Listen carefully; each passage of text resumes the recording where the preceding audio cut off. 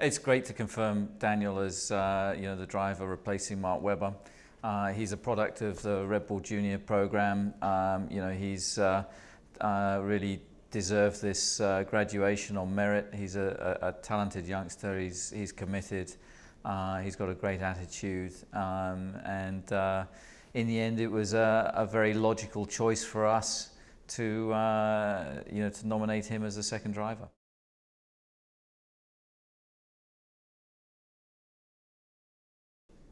It's not been disruptive at all, really. I mean, ever since Mark's announcement to retire at the British Grand Prix, we've been inundated with drivers, and requests to obviously to join the team. But which has been interesting to look at, what drivers are available and what the options were. But I think it's probably been more disruptive for others than for us because we've been in a fortunate position of being able to pick and choose.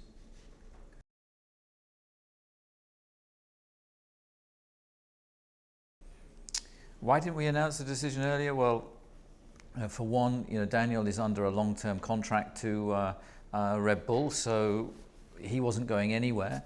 And we just wanted to take the time to look at what options were available. I mean, it's important for us to put the right pairing together, and there were some options that we hadn't considered previously. But, we've come to the conclusion collectively that Daniel is absolutely the right man for the job for, certainly, the medium and long term as well. That, it's a multi-year agreement with Daniel. He's only 24 years of age, and he's continuing to grow and mature and develop. And, he's a very, very exciting prospect for the future.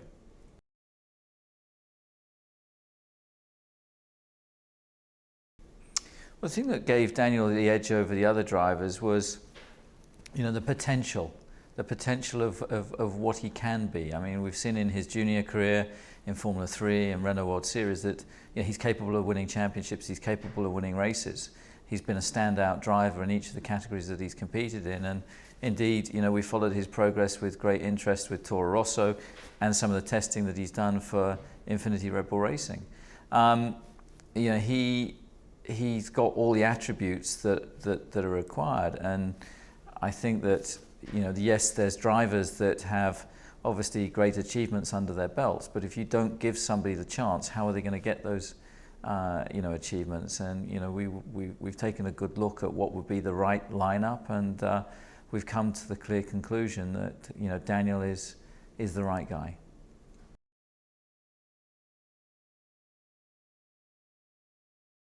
I think, certainly one of the defining moments was the test that he completed for us at Silverstone gave us an opportunity to have a close look at him. But certainly his performances, if you look at his performance at Silverstone, how he's dragged a car into the top 10 on numerous occasions in qualifying, even his race, his comeback that he made in Spa, last weekend, was a phenomenal drive from the back of the grid.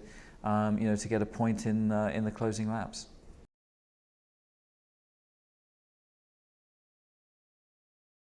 Well, the decision to take a junior driver means that nothing changes as far as we're concerned. Both drivers will get the same opportunity in the same equipment.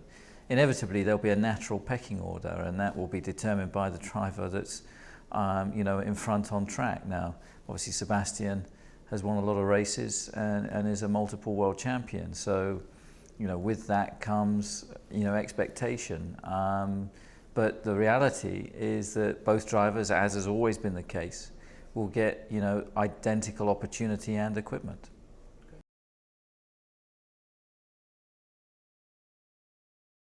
I think that Daniel's very quick. We know he's very quick. Sebastian is the best in the business at the moment, and it's very, very tough to be his teammate. So it's going to be a big challenge for him.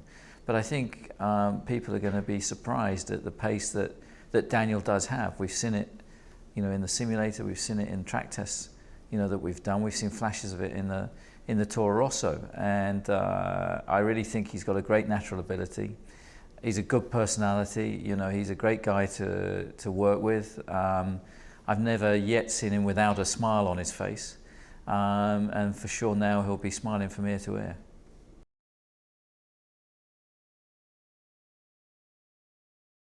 Well, the stability of drivers has been, a key element of our success over, the last few years in the Constructors' Championships. And of course, you're breaking up a winning combination, but all good things come to an end. Mark has chosen to retire.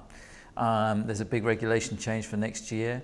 The timing is right for us to make that change, and I think Daniel is the right guy that we've identified to take on the mantle, and he knows what the team expects from him.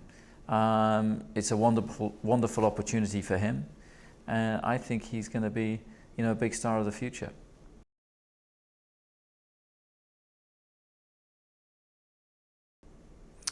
The work with Daniel will start, primarily once the season has finished. His focus is on completing his current season with Toro Rosso, but obviously as a member of the Red Bull family already, he will be busy on the simulator, already looking at the 2014 car and development. So Daniel inevitably will be transferring his focus as soon as the Brazilian Grand Prix is out of the way.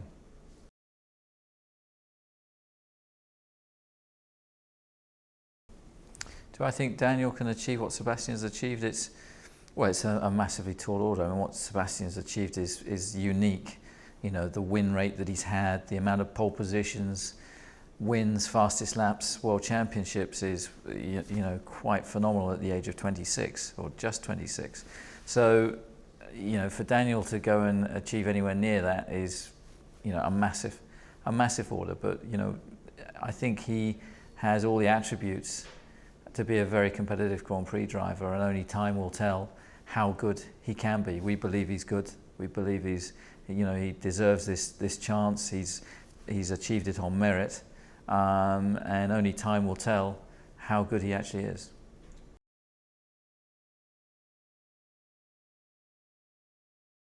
My expectations of Daniel next season are that he will just continue to improve. He's a young driver. He's inevitably going to make a few mistakes early on, but he will learn from those quickly, and he will improve. And this is very much a medium and long-term view that we're taking in developing him. And I think of the current crop of youngsters, he's genuinely a really, really exciting prospect.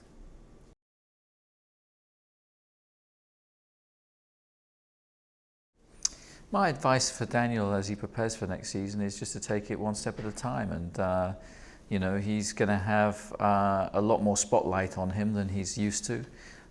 There's going to be a lot more expectation, about him. But he's got broad shoulders, and I believe he can deal with that. The pressure of being in the main Red Bull team is significantly more than being a Toro Rosso driver.